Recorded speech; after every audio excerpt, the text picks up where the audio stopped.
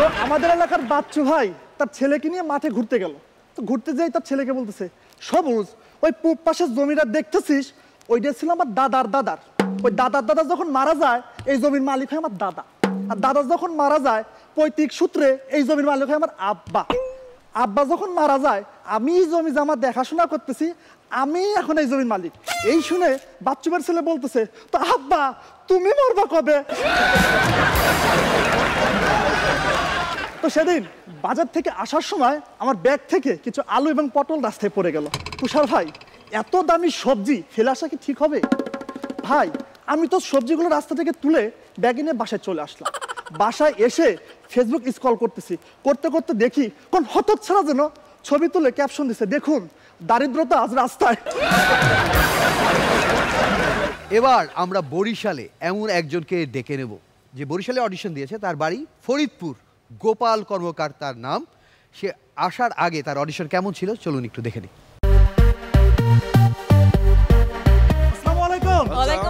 সেদিন আমি আর আমার হাসিব ভাই মেলায় ঘুরতে গেলাম। ঘুরতে গিয়েই তো দেখি সুন্দর সুন্দর মেয়ে। তো আমাদের হাসিব ভাই একটা মেয়েকে বলে বসলো, কি সুন্দরী যাইবানি কে আমার সাথে? এই শুনে তো মেয়েটা রেগে বেগে তার বাবাকে নিয়ে আসলো। তার বাবা এসে হাসিব ভাইয়ের কলার ধরে বলতেছে, তেমন মেয়েরা কি কইছস? তখন আমার হাসিব ভাই বললো,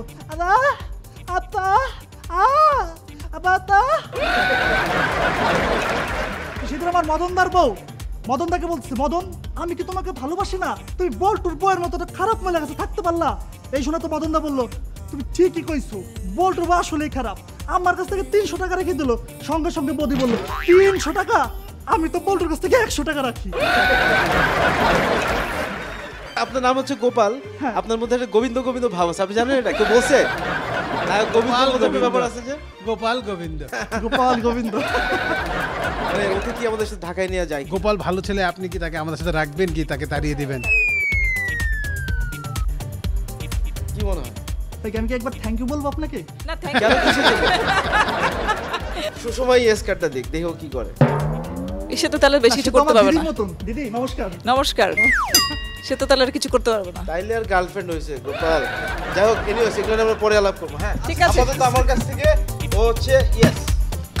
আমার কাছ থেকে ইয়েস। ওকে, দুজন যেহেতু বলেছে আমার কাছ থেকেও ইয়েস। গোপাল চলে আসে। এসো এসো এসো আসো মাসে আসো। আচ্ছা, বিচারকরা মানে হাসবে নাকি মুগ্ধ হয়ে তাকিয়ে থাকে?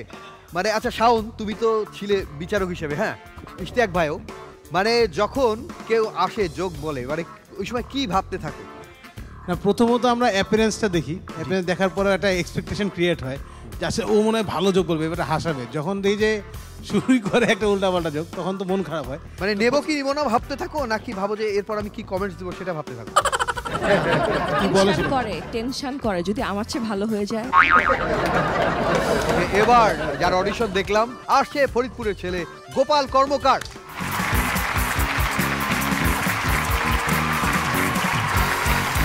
আসসালামু আলাইকুম দাদা।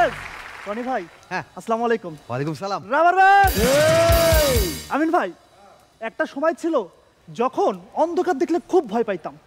কিছুদিন আগে হাতে কারেন্ট বিলের কাগজ পেলাম, এখন আলো দেখলে ভয় পাই। তো সেদিন আমার গার্লফ্রেন্ডকে ফোন দিলাম, হ্যালো জান তুমি কি করতেছো? যা শোনা, আমি তোমার বান্ধবীর সাথে নাগিন দেখতেছি।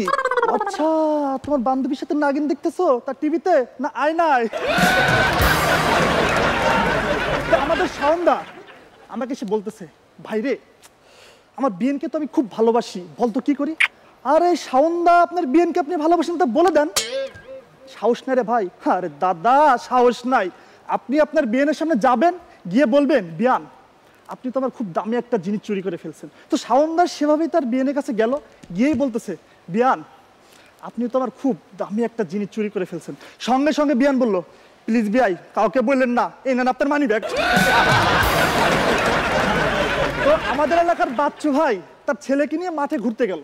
তো ঘুরতে যাই তার ছেলেকে বলতেছে, সবুজ ওই পূব পাশের জমিটা দেখতেছিস, ওইটা ছিল আমার দাদার দাদার। ওই দাদার দাদা যখন মারা যায় এই জমির মালিক হয় আমার দাদা, আর দাদা যখন মারা যায় পৈতৃক সূত্রে এই জমির মালিক হয় আমার আব্বা।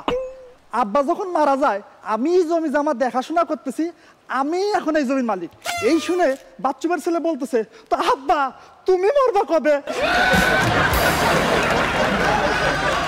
তো সেদিন বাজার থেকে আসার সময় আমার ব্যাগ থেকে কিছু আলু এবং পটল রাস্তায় পড়ে গেল। তুষার ভাই, এত দামি সবজি ফেলে আসা কি ঠিক হবে? ভাই আমি তো সবজিগুলো রাস্তা থেকে তুলে ব্যাগে নিয়ে বাসায় চলে আসলাম। বাসায় এসে ফেসবুক স্ক্রল করতেছি, করতে করতে দেখি কোন হতচ্ছাড়া যেন ছবি তুলে ক্যাপশন দিছে, দেখুন দারিদ্রতা আজ রাস্তায়। গত রাতে আমি আমার বউকে বললাম, জান মাথাটা একটু টিপে দাও তো। আরে মাথা ব্যথা। আচ্ছা আমি যখন ছিলাম না তোমার মাথাটা কে টিপে দিত বলো তো? আরে তুমি যখন ছিল না তখন তোমার মাথা ব্যথাই ছিল না। তো সেদিন দেখি একটা স্কুল ড্রেস পরা একটা ছেলে তার মাকে টেনে হেসড়ে স্কুলে নিয়ে যেতেছে। আমি তো পুরোপুরি অবাক। তো বললাম, এই ছেলে তোমার স্কুল তুমি যাবে, তা তোমার মাকে নিয়ে কেন যাইতেছো?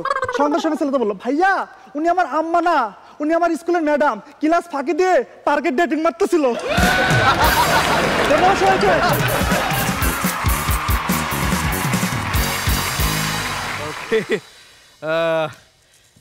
যে ম্যাডাম ক্লাস ফাঁকি দিয়ে পার্কে ডেটিং মারছিল সেই ম্যাডামই আজকে আগে বলবে।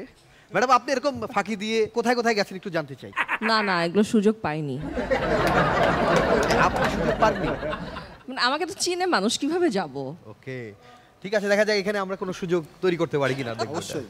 ওকে কেমন না, লেগেছে? আমার ভালো লেগেছে, সুন্দর ছিল। আমি বুঝতে পারছি আপনি একটু নার্ভাস, বাট নেক্সট টাইম আমি এক্সপেক্ট করবো আরো ভালো পারফরমেন্স। আর বাকি সব ঠিকঠাক ছিল। বাহ বাহ। এই যে প্রথম পারফরমেন্স একটু নার্ভাসনেস থাকবে।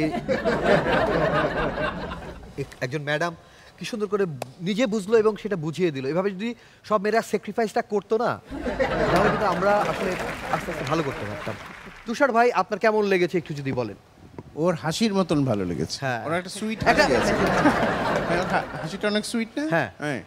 এবং পারফরমেন্স নিঃসন্দেহে খুব ভালো ছিল।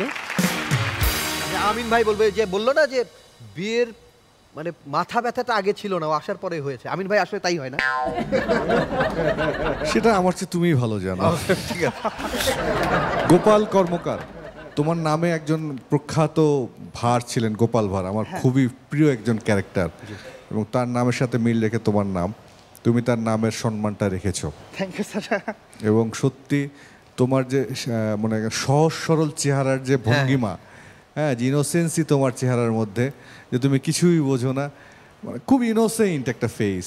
মনে হয় যেন উত্তম কুমার এসে দাঁড়ালো স্টেজে, চুলগুলো কি সুন্দর করে আরে আঁচড়ানো, খুবই সুন্দর। আমার কাছে খুবই মজা লেগেছে এবং খুব এনজয় করেছি। হ্যাঁ, অল দ্য বেস্ট। মানে কমেডির জন্য এরকম একটা চেহারা কিন্তু খুব দরকার, এবং মানে একটু মনে হবে আলা ভোলা, বাট এইভাবেই বলে বলে সে সবার মন একবারে জয় করে নেবে। Thank you. ওকে অনেক অনেক ধন্যবাদ।